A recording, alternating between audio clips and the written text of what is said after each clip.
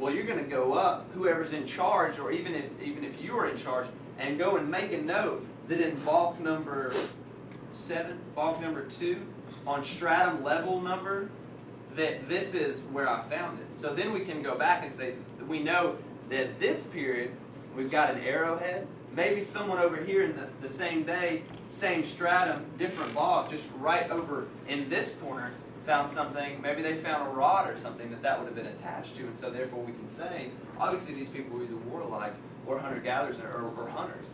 In general, we can make that assumption by what we found in that day. So it's a very organized, yet still very slow process. You're not just going with the shovel and taking 6 inches out every time. We're going in carefully and slowly to make our way down and to really look at every piece. Dr. Garner is actually, like Adam said, a lot of what they find they kind of have to give to a museum, But he's brought us pottery shards or small pieces that he's been able to bring back, and they're not. I mean, there's nothing really special about them. They're really just these. It's not like you're finding these huge pots, but it's important to them because it tells us about the time period. And so even something so small can say, well, look at this inscription on the side. Some of the pieces that he showed us, I wish I would have brought some with us so you could see them.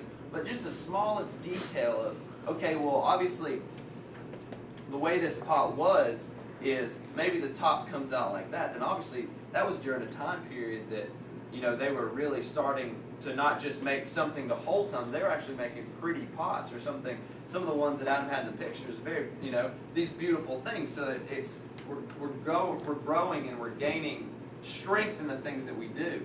And so, kind of also like Adam spoke about, with learning about the soil, with learning about the balks, it's something that teaches us as we make educated guesses. There you go. He's going to throw those pictures back up there.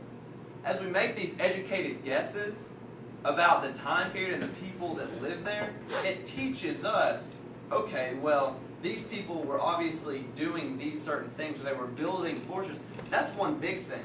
And the Israeli method kind of does that because it's a horizontal where they do the entire, if it's an entire tale, they just start plowing over it and start digging through it to see the outline or the structure. Like the wall that Dr. Garner's group has found, it's kind of poking out a little bit. So we can see even, okay, here's the gate, and then you have this thick wall. How thick is this wall? And how is it built? Do we have people sitting up there to defend it? And we can ask these questions. Here you go. Here's some of the pottery, and you can obviously see these different time periods. Look, you've got art over here. These are these definitely are used for holding a good amount of things. These smaller ones are more obviously for household stuff. Looks like maybe something you would sit in the middle, everyone can eat off of. Kind of looks like something that it's got holes in it, so not something that's going to hold liquid. So even these 3 pictures, we can see they're obviously from very different time periods. And even small things like that, if you found a piece of this as small as that triangle right there, we can know that obviously this piece goes with a time period just like that. And according to your stratum, where is that?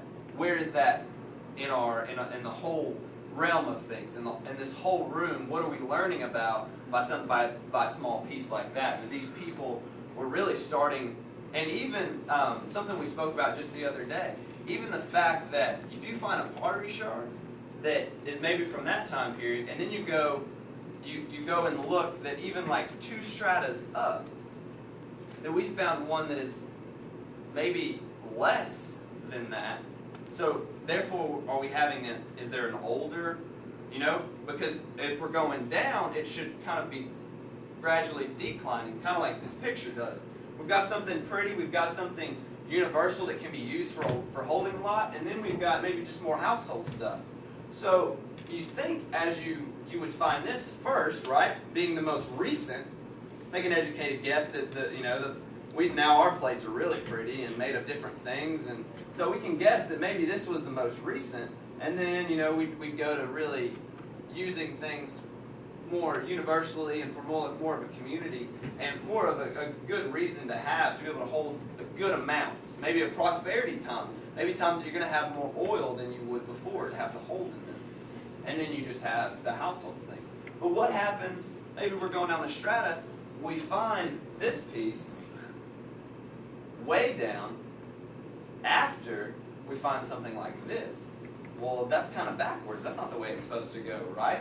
And so we can say that learning, speaking like Adam did before about learning from our past, we can find out that they didn't. That they had these nice, maybe it was a prosperous time, selling things to other communities was good, the intake was good, they had trade, things were going well, right? But then maybe there was a decline, and maybe something different happened. Those are the type of things, as archaeologists, we can find. And so hopefully, after today, you can go out and be like, even if you want to go in your backyard, start digging around, find a rock, find a piece of pottery, find an arrowhead, you'll be able to make these educated guesses to say, oh, all right, maybe this is obviously from a hunter-gatherer, an Indian time period, or Native American for us in, where we are. Maybe this is something where you find a bullet or, or something like that. Maybe it's Civil War times. And you can be able to make these guesses that, well, where are you? Well, you're on a hill, or you're at the bottom of a valley. Maybe this is where a battle took place, or maybe this is where someone camped. You can make those guesses now with knowing, there's ways to do it and the ways to look at it, but you can also look at what level are you, how deep are you in the ground, and what would cause that. Dr. Garner takes a lot of different scientists with him. It's not only archaeologists, but people that study soil, people that study water, because water is huge. Water and wind erosion. I mean, you think about that.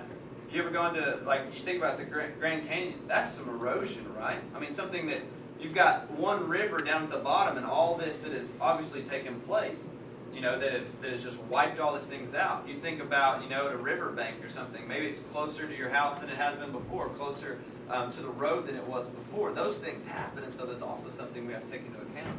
Maybe this river was a lot bigger or wider than it is now.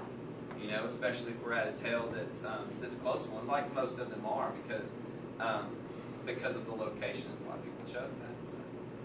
Anyway, we're going to take some time for questions. Anybody have any questions for what we talked about? A little Q&A. Shoot them at us. If we don't know them, we'll try. Anybody have any questions? Go ahead, throw them away. It could be anything. One other thing that we forgot to tell you all, and just for your important just knowledge, the metric system is really, really, really important. We don't use it at all in America because we're kind of backwards in how we do stuff. But if you go anywhere else in the world, they're going to use the metric system. And when we're talking about dating, like the stratum and stuff, they'll actually tell us stuff like this was 3 meters down or something like that. So if you ever happen to go overseas or do something like that, and then they start using all this funky, metric stuff, the whole rest of the world uses that. We just don't.